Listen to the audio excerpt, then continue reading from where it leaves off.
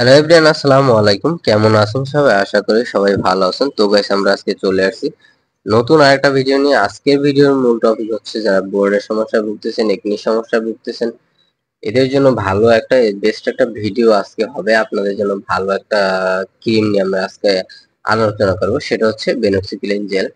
এটা কিভাবে ব্যবহার করবেন, কিভাবে ব্যবহার করলে আপনাদের জন্য ভালো হবে, ফুল ভিডিওতে বিস্তারিত থাকছে। অবশ্যই গাইস ফুল ভিডিওটা ধৈর্য ধরে দেখবেন। সো গাইস, আমাদের চ্যানেলে যারা নতুন দর্শক আছেন চ্যানেলটা সাবস্ক্রাইব করে পাশেই থাকবেন, আর ইতিমধ্যে যারা সাবস্ক্রাইব করেছেন আপনাদেরকে অসংখ্য ধন্যবাদ। সো গাইস, এখন আসেন এই বেনক্সিক্লিন জেল এটা কি কাজ করতে পারে। আগে আমরা জানি যে বেনক্সিক্লিন জেলের ভিতরে আপনারা কি কি পাবেন। এটা হচ্ছে বেনজল পারঅক্সাইড 5% আছে এন্ড ক্লিন্ডামাইসিন 1% রয়েছে। বেনজল পারঅক্সাইড প্লাস ক্লিন্ডামাইসিন দুইটা ব্রণের জন্য, একনির জন্য এটা ভালো একটা কাজ করে। সো আপনি বেনক্সিক্লিন জেলের ভিতরে আপনি দুইটা উপাদান পেয়ে যাচ্ছেন, বেনজল পারঅক্সাইড 5% প্লাস ক্লিন্ডামাইসিন 1%। আপনি যদি এটা ইউজ করেন সেক্ষেত্রে আপনি ব্রণের সমস্যা থেকে, একনির সমস্যা থেকে আপনি রেহাই পেতে পারেন। সো অবশ্যই যদি ভিডিওটা দেখেন, ফুল ভিডিওটা দেখবেন। আমি আবার আপনাদেরকে রিকোয়েস্ট করবো, টেনে টেনে ভিডিও দেখবেন। তারপরে আপনার কোনো একটা সমস্যা হতে পারে, কোনো কথা মিস করা যাবে না আজকের ভিডিওতে। সো এখন আসেন এটা আপনি কোন কোন সমস্যার জন্য ব্যবহার করতে পারেন। এটা হচ্ছে যাদের অতিরিক্ত মাত্রায় আপনাদের ব্রণের সমস্যায় ভুগতেছেন, আপনি একনির সমস্যায় যারা ভুগতেছেন অতিরিক্ত মাত্রায়, সেক্ষেত্রে আপনি বলতে পারেন যে আমার তো অল্প আছে, আমি কি এটা ইউজ করতে পারবো? অল্প থাকলে ইউজ করা যাবে, সমস্যা নেই। এটা ভালো একটা কার্যকারিতা আছে বেনক্সিক্লিন জেলে। সো আপনি চাইলে চাইলে আপনি অল্প আছে আপনি এখন ইউজ করতে পারেন।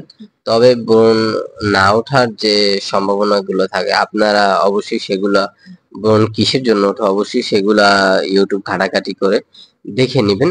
আর যদি এরকম ধরনের এরকম রিলেটেড কোনো ভিডিও আমার কাছ থেকে চান, অবশ্যই ওই কমেন্ট করে জানাবেন, আমি আপনাদেরকে তাহলে ভিডিও দিয়ে দিব।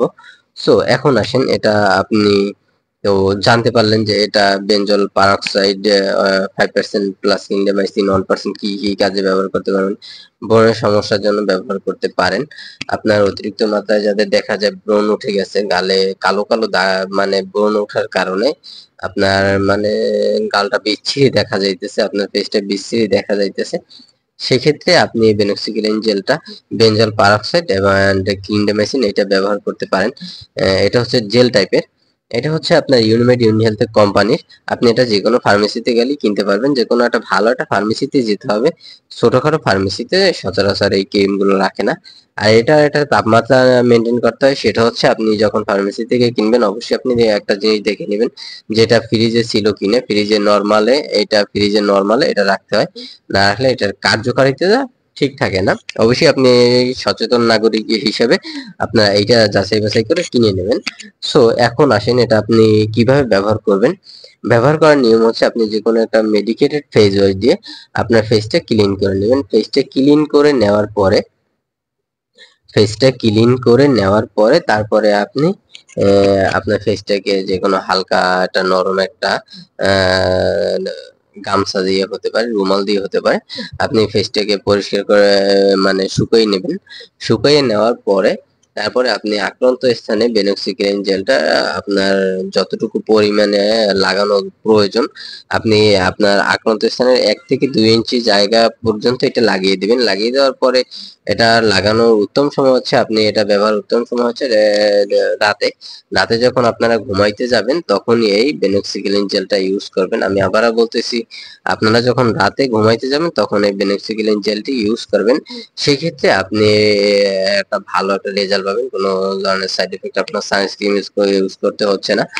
এখন আসেন এই যে এটা কিভাবে ইউজ করবেন সেটাও তো জানেন। এটা কত বছর থেকে ইউজ করতে পারবেন? 12 বছরের যারা কম বয়সী আছেন তাদের জন্য এটা না। 12 বছরের উপরে যারা আছেন, 12 বছরের ঊর্ধ্বে যারা আছেন তাদের জন্য এই বেনক্সিক্লিন জেলটা।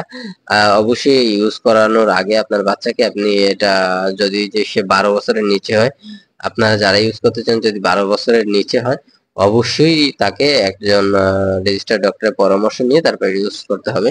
এখন আসেন এটা সাইড এফেক্ট কি কি হতে পারে। সাইড এফেক্ট বলার আগে আমি যেটা বলবো সেটা হচ্ছে যারা গর্ভবতী মা আছেন তারা এটা ইউজ করবেন না। আবার স্তন্যদানকালীন যারা আছেন, যে আপনার মেন্স হচ্ছে, এই অবস্থায় এটা ব্যবহার করবেন না, কারণ একটা মেডিসিন একটা কাজই করে না, এটা একটা মেডিসিন অনেকগুলো কাজ থাকতে পারে। সো অবশ্যই আপনারা এগুলো এড়িয়ে চলবেন। এখন আসেন, এটা কি কি সাইড এফেক্ট হতে পারে। আপনার ত্বক শুষ্কতা দিতে পারে, আপনার ত্বকে চামড়া ওঠার মতো, আপনার ত্বক থেকে চামড়া ওঠার মতো একটা সমস্যা হতে পারে, আপনার চুলকানি হতে পারে ত্বকে, তারপরে লালচে লালচে হয়ে যেতে পারে, লাল হয়ে যেতে পারে। এরকম যদি কারো সমস্যা হয়ে থাকে তাহলে বুঝবেন যে এটা আপনার একটা পার্শ্ব প্রতিক্রিয়া হয়েছে। সো তখন আপনি কিছুদিনের জন্য এটা ইউজ করা বন্ধ রাখবেন, অথবা আপনি যে মাত্রায় এটা ইউজ করতেন সে মাত্রায় এটা দিবেন না। অল্প অল্প, আপনি যেখানে আগে ধরেন 1 ইঞ্চি ইউজ 2 ইঞ্চি ইউজ করতেন, আপনি 1 ফোঁটা ইউজ করতেন, সেখানে আপনি 1 ফোঁটার একটু কম ইউজ করবেন। 2 ফোঁটা ইউজ করতেন, সেখানে আপনি 1 ফোঁটা ইউজ করবেন।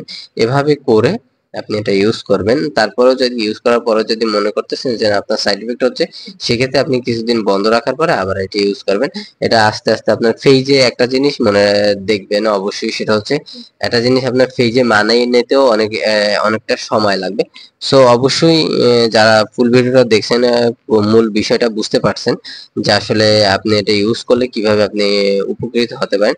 সো গাইস, যদি ভিডিওটা ভালো লাগে একটা লাইক করে দেবেন, আপনার মন্তব্য কমেন্টে জানাতে পারেন, আমাদের চ্যানেলটা সাবস্ক্রাইব করতে পারেন চাইলে আপনারা। সো সবাই ভালো থাকবেন, সুস্থ থাকবেন, আল্লাহ হাফেজ।